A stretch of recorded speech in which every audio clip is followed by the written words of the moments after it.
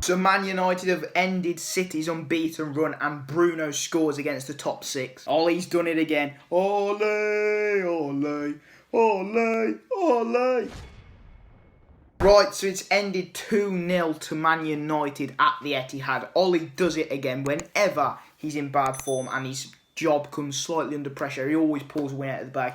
Man United, I think their game plan worked amazingly. Bruno Fernandes getting a pen within the first 2 minutes. He scores the pen. Ederson could have maybe saved it. It was really rash from Jesus. But Bruno does get a lot of stick, doesn't he, from other fans, and yes, he does score a lot of penalties, and he wouldn't have as many goals as he does if he scored a lot of penalties, but that's the same for Jamie Vardy, Salah, and all of them, so you can't criticise him for scoring a lot of pens. Yes, Man United have had a lot, and it is ridiculous, but Bruno is more than just a pen merchant, and he scores in the top six. He hasn't scored from open play, and I think that is an issue. He doesn't perform really that much against the top six, but overall, Man United were brilliant. City looked lazy, tired. That was a bit like that Arsenal game. Arsenal, if they'd had a bit more quality, in that 1-0 to City, they could have definitely capitalised on City, and I think Man United did that today. City just looked a bit tired, a bit lethargic. No one was really making any movement, and Man United worked brilliantly. Luke Shaw, the countering on that side, Rashford, Luke Shaw, what a goal by Luke Shaw in the second half. Went on a really run, like Roberto Carlos,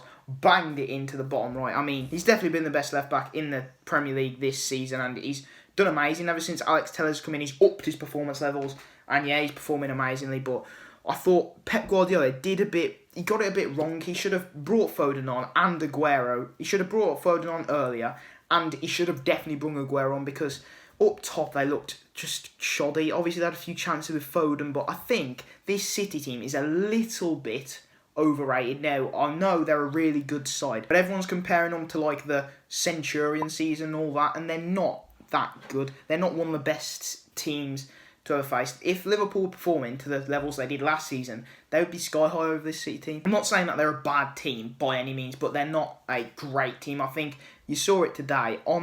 If they have a bad game, they can get beat. But this season for them hasn't been perfect. They had a really rough spell at the start of the season where everyone was basically writing them off, saying that they lost the league, and everyone was saying that literally it was either Liverpool or City who needed to just go on a run, which City did, and you'd practically won the league, and City have done that, it weren't Liverpool, and now that run's ended, they might be a bit more inconsistent, but they've won the league, like, no one's catching them.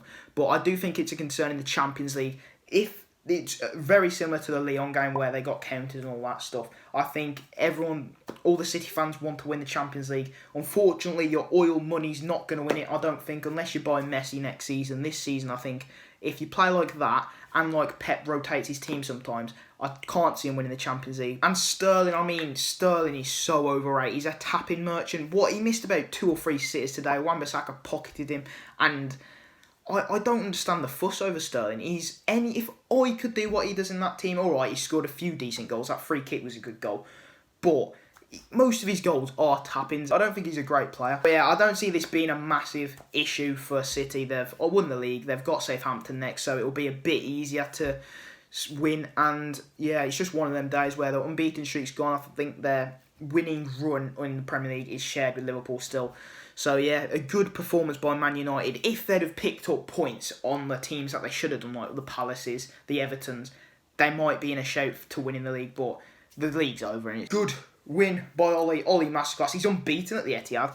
Madness. I thought Martial had a really good performance as well. He would have been topped off with that goal, but overall he won the penalty. He did a really solid performance, and he has been a bit inconsistent this season, not scoring as many goals as United would like him to score. He's not really been that number 9 striker. He's played on the wing a bit, but he had a great game as well. And KDB, he weren't really up to full fitness, was he? So he didn't really do much. I do think at this stage, sometimes City played better without Kevin De Bruyne when he's not fully fit, because they have a bit more fluidity. There's not as much focus on him being the creative one. Gundogan has a bit more license to go forward, but obviously when he is fully fit, he's amazing. Sure, when he does get fully fit, he'll be back to his best, chasing the assists, which Kane looks like he's going to run away with, because he's on 13 now, 7 away from Henry.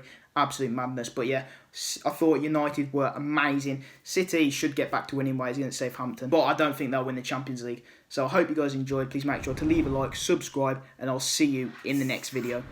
Peace off, air freshener.